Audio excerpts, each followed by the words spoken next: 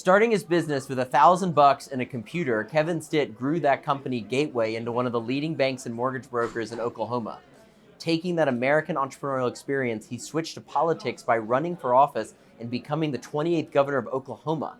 I'm very excited that he has joined me today at this table for this iteration of the Swift Hour. Thank you, Governor. Absolutely. Good to be here. Good to hang out. So you were talking about energy.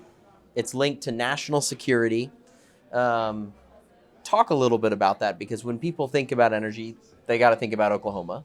And when they're thinking about American energy, we got to also think about national security. So what transpired from your conversation today? Well, if you think about it, I believe we all really want the same thing, and that's affordable electricity costs for the consumer.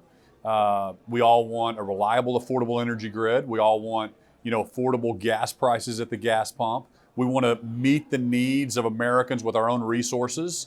But what's happening we've kind of got our foot on the brake. We're kind of picking winners and losers and trying to, not drill or say don't do this or don't do that, instead of just letting the free market work. And in Oklahoma, we believe in the free market. We believe in just meeting the needs of our citizens with our own resources. And so Oklahoma, we're like number 4 in oil production in the entire country, number 5 in natural gas production. We're number 3 in wind energy production. So Google has one of their largest facilities. I think it's number 2 largest data center in the world in Oklahoma, because they like buying our cheap, affordable electricity, and they love our wind energy. And so, I believe we're not having an honest conversation nationally about what it means to have a reliable, affordable grid. When you look at what happened with Russia invading Ukraine, and then Europe was kind of addicted to Russian oil and gas, well, now all of a sudden they're in trouble, and they're having to kind of scramble their prices. They pay like a third more than we do in the U.S. for their electricity cost. Did you know that? No. So CEOs and companies I talk to in Europe, they're all looking for a U.S. presence, because a reliable, affordable grid is so important right now that everybody knows that we need that. We need to have a conversation about that in America. When having this conversation and thinking about the actions that come from it, what are you looking for more from the private sector, and what are you looking more from a government perspective to advance this? Well, what we try to tell the big guys in Washington, D.C. is, guys, you have to take your foot off the brake. You can't pick winners and losers. You need to allow American companies to innovate. That means the permitting reform. We need to make sure we have a conversation about permitting. Even if you believe that wind, for example, is going to be the next best thing, and that's going to actually solve all the problems, then you need transmission lines. We need more transmission lines. Well, the problem is permitting is taking 6 years longer than China or India or the European Union. One of the companies that I talked to, they've got an existing pipeline. So that means there's a pipeline already in the ground in California, and they want to retrofit it to carbon sequestration. Okay, so carbon capture. It's going to take them 10 years for the permitting process. Those are the kind of things. Oklahoma's leaning into hydrogen, because in hydrogen, you've got green hydrogen and blue hydrogen. Well, the feedstock for hydrogen is natural gas and water. And so, but hydrogen moves differently in pipelines than natural gas does. So you're going to need more pipeline development, even if you believe hydrogen is the future. So my point is, I think even President Biden, and there's a bipartisan move to have some honest conversations about permitting reform. And that's what I tell people is, hey, let's take our foot off the brakes. Let's stop all the litigation and all the nonsense and all the environmental groups that come in and just slow stuff down, because they refuse to have an honest conversation about when people flip their light switch on. You've got to know where that's coming from. And it comes from natural gas, it comes from wind, it comes from solar, it comes from all coal. And we can't just choose one source and think that we're going to be able to, have a normal economy, and it's a national security issue too that you can't really not talk about. So talk a little bit about Oklahoma, and of course we always think about the energy markets in Oklahoma, but what are some of the other major industries you're focused on building in the state? Well, I brag on Oklahoma. I said, Oklahoma, we fuel the world. We've already talked about that. We feed the world, and we defend freedom around the world. So our agriculture community is huge, from pork production to wheat to we're number 2 in the country in cotton, number 2 in cattle production.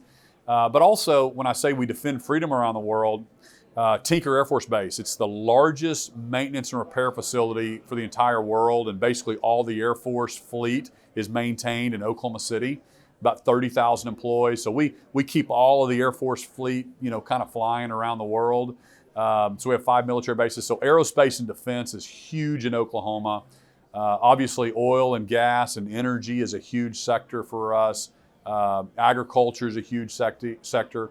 But we've really diversified our economy. A lot of tech companies now moving. Oklahoma is number 10 in the country in people moving to Oklahoma.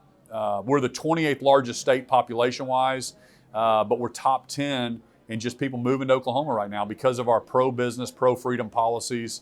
We want to be the most business-friendly state in the entire country, and we're moving the needle.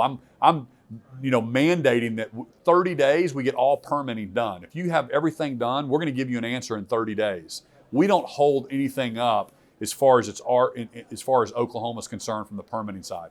Is the United States, just going from more of a national side, are we becoming more and more of a manufacturing hub again? Is that happening, and are we doing everything we can as a country to make sure that happens? I think so. I think there's been some good policies, the Trump and then Biden, and then really trying to bring manufacturing back to the U.S. I think that's really, really important. When you think about COVID and just what happened with some of the shutdowns and things happen in the supply chain, we just saw the need to bring that closer to home. So you're seeing more of that come back. Oklahoma, for example, we just landed USA Rare Earth. And this is the first ever mineral to magnet manufacturer in the Western Hemisphere. So magnets go into your cell phones, and they go into F-35 fighters, and they go into our submarines. But we've lost all that technology to China. So all that processing, that mining and processing of rare earth minerals was done over in China. You're seeing a move to bring that back. I'm about to announce another at the end of this month, end of September, another huge company that's going to move to Oklahoma. So we're trying to be the rare earth capital, the processing, business-friendly state, to kind of batteries, all that stuff. We're really attracting that to Oklahoma right now. And how are you feeling about the trajectory of the country? It feels we're talking a lot about. We've talked a lot about artificial intelligence, and I think a lot of the headlines today have been all the dangers that artificial intelligence poses and not necessarily all the solutions that it might pose. But there is a sense that it's difficult to get the country together around some of these very big picture issues that we're facing today. Do you feel that way? Do you think there's a solution to be done by our political leaders in the country? We sure hope so. I tell people all the time, in Oklahoma, let's let Washington, D.C. play politics. We're all just Oklahomans. We're trying to make our state a top 10 state is what my vision is. I say, let's be top 10 in everything that we do. And so I've gone and bypassed Congress and talked to the UK. I signed an MOU with the UK. We're working on several other, trade agreements because I'm just trying to put Oklahoma on the map. And a lot of times European countries, they only think about New York or LA. And by me signing, and I told Oklahomans, I want to take Oklahoma to the world and bring the world back to Oklahoma. So then when we sign those type of agreements, it gives them a reason to fly and go visit Oklahoma. We're right above Texas.